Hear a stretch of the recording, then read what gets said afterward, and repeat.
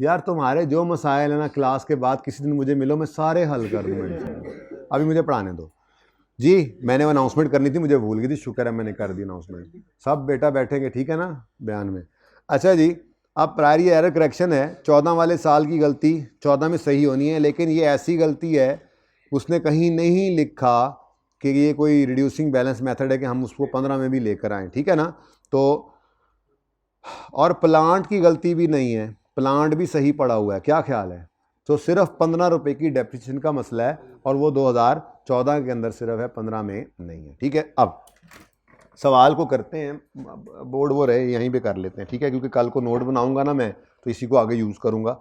वैसे तो भाई तस्वीर एक भेजते हैं, लेकिन कभी कभी नहीं भी भेजते। अब रूल नंबर 2 आज मैंने आपको लिखवाना है, और उसको समझाना भी पड़ेगा, इसलिए रूल कहाँ लिखे थे, कुछ याद है।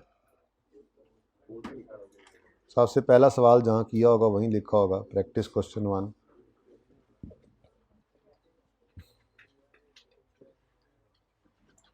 यहाँ तो नहीं लिखा हुआ, शायद करेक्शन ऑफ एरर में था। चलो ठीक है, मैं फिर इकट्ठा कर लूंगा, छोड़ो आप छोड़ो, आप इधर देखो, आज रूल 2 लिख रहे हैं, जहां आपने लिखा था आप इकट्ठा लिख लें। रूल नंबर 2, रूल नंबर 2 क्या है जी। रूल नंबर 2 क्या है जी, क्लोजिंग स्टॉक और प्रॉफिट का रिलेशनशिप डायरेक्ट होता है। व्हाट, लेट्स सी, फिलहाल लिखते लगिए। रूल 2 क्या है, रूल 2 क्या है, closing stock and profit is directly related. Closing stock and profit relation is direct.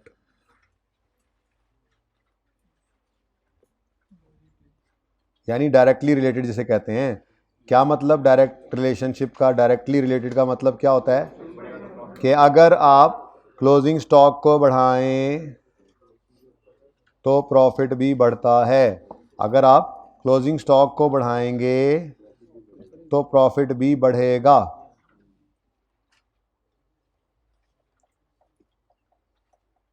ये रूल की वजह से तो मैं आज चेंज इन एस्टीमेट का नोट नहीं बनवा रहा, वरना मैंने बनवा दिया होना, ठीक है।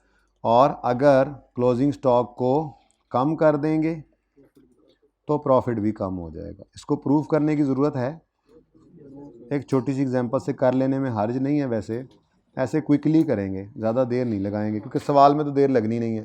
तो सेल्स हमारी 100 रुपये वाली सेल आ गई, फिर less cost of sale, opening stock 12, purchases 75, closing stock 8, cost of sale, ऐसे कोई भी डाटा अज्यूम कर लो जी। कॉस्ट ऑफ सेल बताओ, अब ये अज्यूम ना कर लेना जी, 79।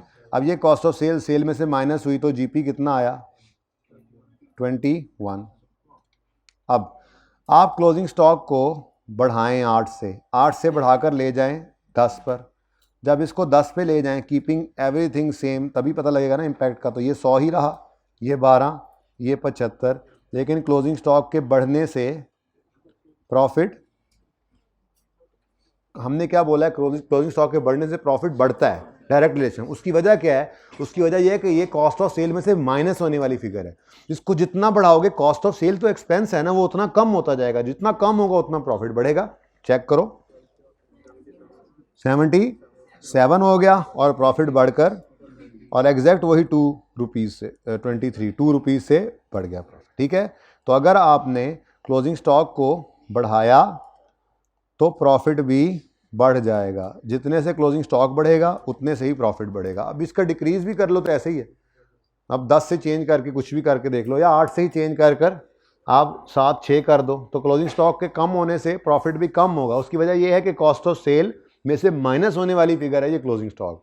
तो ये जितना छोटी होती जाएगी फिगर, उतनी कॉस्ट ऑफ सेल यानी एक्सपेंस बढ़ता जाएगा, तो एक्सपेंस जितना बढ़ेगा उतना। तो ये उलट है सोच। सीधी सोच क्या है जो पर्चे में पास कराएगी याद रखने वाली, वो क्या है, क्लोजिंग स्टॉक और प्रॉफिट का रिलेशन क्या है, डायरेक्ट, ठीक है जी। अच्छा जी, closing stock and profit relation is direct, एक तो ये रूल हो गया, ठीक है जी। यानी क्लोजिंग स्टॉक अगर बढ़ेगा तो प्रॉफिट बढ़ेगा, और क्लोजिंग स्टॉक कम होगा तो प्रॉफिट अच्छा, अब अगला अगला रूल मैं आज तो बिल्कुल भी नहीं समझा रहा, मैं इवन के यहाँ पे एग्जाम्पल में भी नहीं बनाऊंगा, बस अभी याद करवाना है, ठीक है ना। ये पहली बार आ रहा है, और वो है रूल नंबर 3। और रूल नंबर 3 क्या है? Closing stock of one period becomes opening stock of other. आपको पता है, आपको पता है, लेकिन चलें, closing stock of one period becomes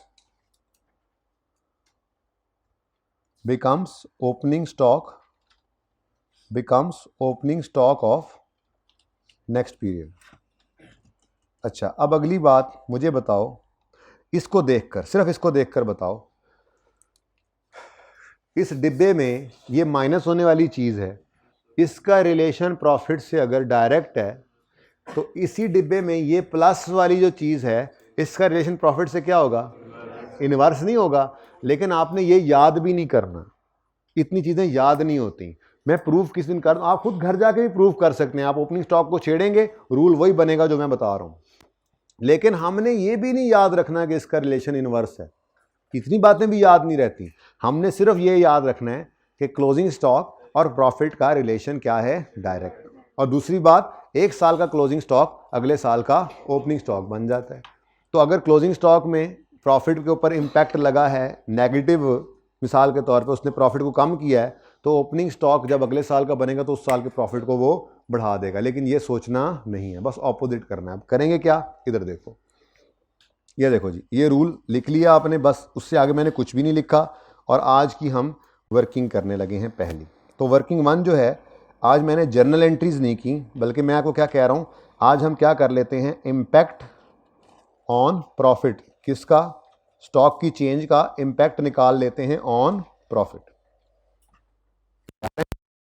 कौन कौन से साल हैं जी? 13, 14 और 15। 13, 14 और 15, ठीक है। अब बड़े ध्यान से, इत्मीनान से और सुकून के साथ देखिएगा, काम बहुत आसान है, काम बहुत आसान है। मैंने आपको क्या रूल लिखवाया जी? क्लोजिंग स्टॉक और प्रॉफिट का रिलेशन क्या है? डायरेक्ट। और वो समझ भी लिया, और यही सिर्फ याद करना है और कुछ नहीं याद करना, बस मेरी तरफ से पाबंदी है इसके ऊपर, कुछ भी और याद करने है, ठीक है। ये याद कर ले पक्का, फिर सब कुछ समझा दूंगा जो भी कहेंगे, ओके। जिस दिन नोट बनना है उस दिन वैसी एंट्रीज खुल खुल के सामने आनी है, मैदान में सब कुछ आ जाएगा। लेकिन फिलहाल पर्चा पास करने के लिए जरा ये पक्का कर लें, ठीक है ना। जो क्वेश्चन नंबर बैंक 3 है ना, नोट बनाना है, वो इसीलिए एंड पे रखा है, उस दिन फिर ये एंट्रीज करेंगे। लेकिन उससे पहले पहले ये पक्का हो जाए पर्चा पास करने का तरीका, ओके। अब फाइफो से एफको पे आए तो 13 के साल के अंदर क्या हो रहा है? 37 से क्लोजिंग स्टॉक ऑफ 13 कम होकर 35.5 हो गया। तो यहां पर मैंने लिखा क्लोजिंग स्टॉक ऑफ 2013। इसका इंपैक्ट प्रॉफिट पे क्या है? अगर क्लोजिंग स्टॉक 1.5 से कम हुआ है तो प्रॉफिट भी 1.5 रुपए से, बस और नहीं कुछ सोचना। अभी रूल 2, अभी रूल 3 नहीं सोचना, ठीक है। सुकून से, सुकून से, यहां तक कोई मसला? अच्छा, अगले साल का क्लोजिंग स्टॉक ऑफ 2014, इसके बारे में क्या ख्याल है आपका? 42 से पॉलिसी चेंज करें तो 44 पे लाना पड़ता है, यानी 2.2 से बढ़ेगा। अब क्लोजिंग स्टॉक अगर 14 का बढ़ेगा तो प्रॉफिट 14 का 2.2 से पॉजिटिव। नेक्स्ट, क्लोजिंग स्टॉक 15 का इंपैक्ट देखते हैं जाकर। ये मुश्किल लग रहा है, आसान लग रहा है? ये आसान चीज है, मुश्किल में तो एंट्रीज डालेंगी। ये सिंपल सी बात है, क्लोजिंग स्टॉक को चेंज करने से प्रॉफिट चेंज होता है, और किस तरीके से? डायरेक्टली। तो सिंपल सी बात मैं बता रहा हूं, क्लोजिंग स्टॉक अगर नई पॉलिसी में आप चेंज करते हो पॉलिसी, तो अगर क्लोजिंग स्टॉक बढ़ता है तो उसका असर उस साल के प्रॉफिट पे क्या पड़ेगा? बढ़ेगा।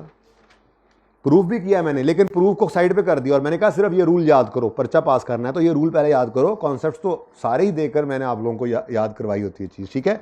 लो भाई, तो क्लोजिंग स्टॉक 15 का क्या असर रखता है? 4 रुपए से ये कम होगा नई पॉलिसी में। जब 4 रुपए से कम होगा तो प्रॉफिट 4 रुपए से कम हो जाएगा, ठीक है जी। ये है मेरे प्यारे बच्चों पॉलिसी चेंज का इंपैक्ट। लेकिन अभी पूरी बात नहीं हुई। क्यों?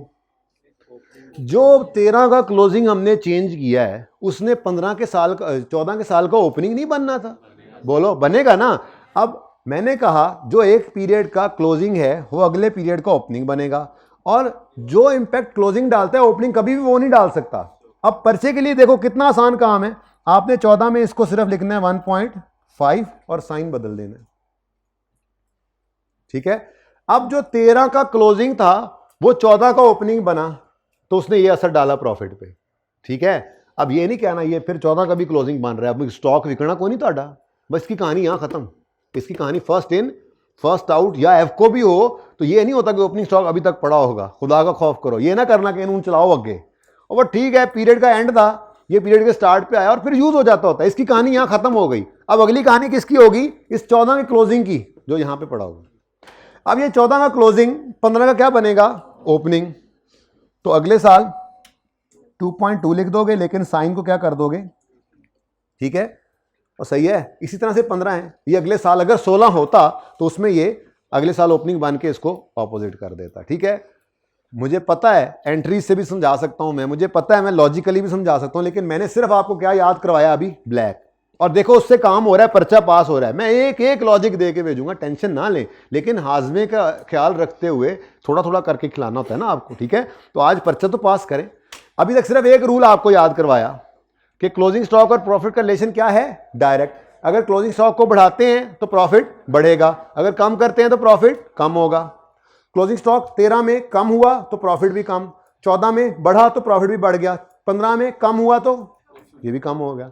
अब दूसरा रूल क्या लिखवा दिया आपको कि जो एक साल का क्लोजिंग होता है वो अगले पीरियड का ओपनिंग बनता है, और ओपनिंग कभी भी सेम इंपैक्ट नहीं डाल सकता। आपके सामने ये डिब्बा है, इस डिब्बे में एक चीज माइनस होती है एक प्लस होती है, तो कैसे हो सकता है कि प्रॉफिट पे सेम इंपैक्ट होगा? नहीं हो सकता। लेकिन ये सोचना नहीं है अभी फिलहाल, तो सिर्फ ये करना, ठीक है, कि अगले साल में साइन ऑपोजिट करके सेम फिगर लिख दो, फिर उसको आगे ना लेके जाओ मजीद। इसकी कहानी यहां खत्म हो जानी है 14 के ओपनिंग में। पूरा साल ये इस्तेमाल होगा और नया आएगा, वो इस्तेमाल होगा, चलता चलता चलता चलता, फिर 14 का एंड आएगा, ये उसके अंदर असर है 14 का क्लोजिंग, फिर ये सिर्फ 15 का ओपनिंग बनेगा, फिर उसकी कहानी यहां खत्म हो जाएगी, फिर आगे 15 का क्लोजिंग और एंड सो ऑन, ऐसे चलता रहता है। तो इसका मतलब अकाउंटिंग पॉलिसी के चेंज का इंपैक्ट कितना है? ये एडजस्टमेंट नंबर 1 का सिर्फ इंपैक्ट निकाला है मैंने जी। कितना? 13 के अंदर 1.5, 14 के अंदर और 15 के अंदर ये, ठीक है। ये मैंने अकाउंटिंग पॉलिसी का चेंज किया अभी, लेकिन मैं कहता हूं टोटली कर दें यहीं पर, क्योंकि हमें क्या करना है, हमें सिर्फ चेंज इन इक्विटी बनानी है और प्रॉफिट्स को सही करना है, ठीक है, जो आप घर से बनाएंगे। अब तो दूसरा काम क्या है जी? दूसरी एडजस्टमेंट क्या है जी? Impact of depreciation. ये तो बहुत आसान है, कहते हैं जी 15 में नहीं 13 में नहीं, इन दोनों साल में ये गलती नहीं थी। गलती कब हुई है? 0.2। इन 14 10 रुपए की डेप्शन चार्ज होनी चाहिए थी, 25 की होगी, तो डेप्शन 15 से ज्यादा हुई है। तो अगर सही करना है तो क्या करोगे? तो हमने क्या करना है? इंपैक्ट ऑफ डेप्रीसिएशन रिवर्सल लेना है। रिवर्स करेंगे ना, गलती सही करेंगे। डेप्रीसिएशन रिवर्सल कितना है? एक्सपेंस कम करने से इंपैक्ट ऑफ डेप्रीसिएशन रिवर्स लिख देता हूं ताकि आपको याद रहे। डेप्रीसिएशन जब रिवर्स होगी तो क्या होगा जी? प्रॉफिट बढ़ेगा। और ये है टोटल इंपैक्ट जो आपके सवाल पे आना है। 1.5 से 13 का प्रॉफिट कम होगा, 18.7 से 14 का प्रॉफिट बढ़ेगा और 6.2 से 15 का प्रॉफिट कम होगा। अब चेंज इन इक्विटी आपकी बननी है, पता आपको लग गया कि चेंज इन इक्विटी आपकी 3 साल के अंदर इंपैक्ट डाल रही है। तो ओपनिंग, ओपनिंग, क्लोजिंग और क्लोजिंग किस साल में खड़े हैं? 30 जून 15 है, चलो 31 दिसंबर 15, यहां पर 31 दिसंबर 14, 31 दिसंबर 13 एक बार भी, और 31 दिसंबर 13। अब हमने करना क्या होता था? सिर्फ इंपैक्ट लेना है। 13 में 1.5 रुपए से कम, उसके बाद यहां पर पैड किसका आता है? 14 का, और यहां पैड किसका आता है? सवाल के अंदर ये गलत फिगर्स, ये 14-15 के प्रॉफिट्स पड़े हैं, ये सिर्फ उठा के लाने। और सही कैसे करोगे? 14 में प्रॉफिट 18.7 से बढ़ा दोगे, 15 में कम। अगर एंट्रीज में पढ़ते हैं ना तो आज का दिन इसी में लग जाता, वो भी सिखाऊंगा, लेकिन फिलहाल पर्चा पास हो सकता है इससे। अगर कभी क्लोजिंग स्टॉक की एडजस्टमेंट आए और आपको हर लाइन आइटम नहीं सही करना पड़ रहा, बल्कि चेंज इक्विटी के अंदर सिर्फ प्रॉफिट पे इंपैक्ट लेना है, तो वही इंपैक्ट निकालो। आई कैप तो हर सवाल ही ऐसे कर रहा है, लेकिन मैंने आपको जरूरत पड़ने पर सिर्फ इसका बताया, ठीक है। तो ये वर्किंग है। ये चेंज इन इक्विटी आपने मुकम्मल कर लेनी है, इसमें अब कोई मसला नहीं होना चाहिए। सवाल तो इतना सही था। ठीक है जी, अल्लाह हाफिज़।